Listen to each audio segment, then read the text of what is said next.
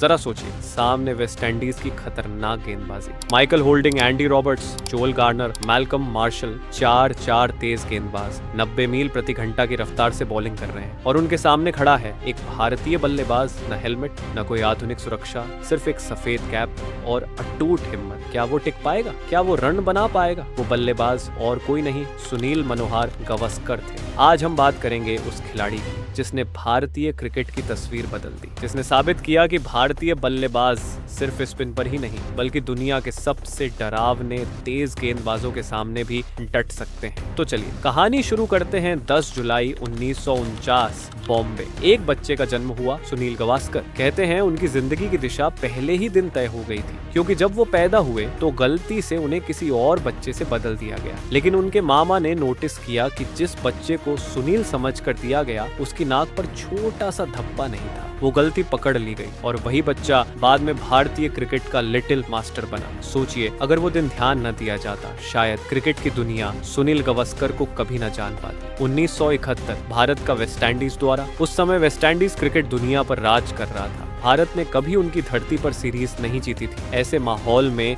एक 21 साल का नौजवान डेब्यू करता है। पहले ही टेस्ट में 65 और 67 नॉट आउट और पूरी सीरीज में 774 रन सिर्फ 4 मैचों में। ये रिकॉर्ड आज तक किसी भी बल्लेबाज की डेब्यू सीरीज में सबसे ज्यादा रन है। भारत ने पहली बार वेस्ट इंडीज में टेस्ट सीरीज जीती और इस जीत का चेहरा बने गावस्कर। डेब्यू के साथ ही उन्होंने दुनिया को बता दिया, अब भारत को हल्के में मत लेना। लेकिन उनका असली इम्तिहान वहीं से शुरू हुआ, क्योंकि आने वाले सालों में वेस्ट इंडीज ने बनाया था दुनिया का सबसे घातक पेस अटैक। जरा सोचिए, एंडी रॉबर्ट्स की पेस, माइकल होल्डिंग की स्मूथ एक्शन वाली बॉलिंग, जोएल गार्नर की 6 फीट 8 इंच लंबी कद से आती बाउंसर, और इनके बीच गावस्कर खड़े रहते बिना हेलमेट। उनकी टेक्निक इतनी मजबूत थी कि गेंदबाज थक जाते, लेकिन वो नहीं झुकते। माइकल होल्डिंग तक ने कहा था, गावस्कर तकनीकी रूप से सबसे अच्छे बल्लेबाज थे जिनसे मैं गेंदबाजी की। ये कॉम्प्लीमेंट उस गेंदबाज से आ रहा था जो खुद व्हिस्परिंग डेथ कहलाता था। अब जरा आंकड़ों पर नजर डालिए। 125 टेस्ट, 10,122 रन, 34 शतक एवरेज, 51 से ऊपर। और ध्यान रहे, ये सब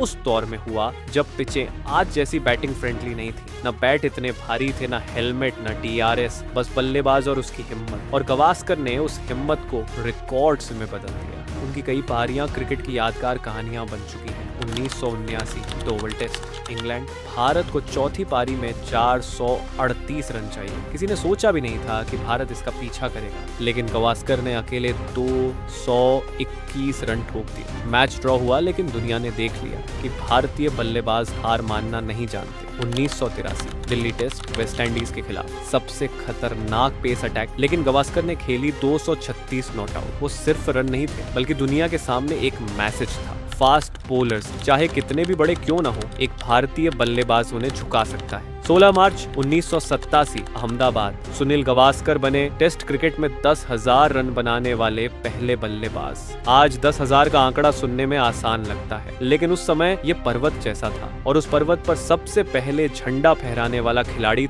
हमारा लिटिल मास्टर। तो आखिर सवाल उठता है, गावस्कर कितने महान थे? अगर वो आज के दौर में खेलते, आसान पिचों, हल्के बैट और हेलमेट्स के साथ, तो शायद उनके आंकड़े और भी बड़े होते। लेकिन उनकी असली महानता सिर्फ रन बनाने में नहीं थी, बल्कि इस बात में थी कि उन्होंने पूरी दुनिया को भरोसा दिलाया कि भारतीय बल्लेबाज किसी भी गेंदबाज का सामना कर सकते हैं। अगर सचिन तेंदुलकर को आज गॉड ऑफ क्रिकेट कहा जाता है, तो याद रखिए, उस रास्ते को साफ करने वाले पहले खिलाड़ी थे सुनील गावस्कर। तो अगली बार जब आप किसी बल्लेबाज को हेलमेट पहनकर वेस्ट इंडीज के खिलाफ शतक बनाते देखें, तो याद रखिए, एक भारतीय खिलाड़ी ने ये सब बिना हेलमेट, सिर्फ अपनी टेक्निक और आत्मविश्वास के दम पर किया था। और वही खिलाड़ी था सुनील मनोहर गावस्कर, द लिटिल मास्टर। अब आप बताइए, क्या गावस्कर सिर्फ भारत के सबसे महान ओपनर थे, या फिर उन्हें पूरी दुनिया का सबसे बेहतरीन टेस्ट ओपनर कहा जाना चाहिए? कमेंट्स में अपनी राय जरूर बताइए।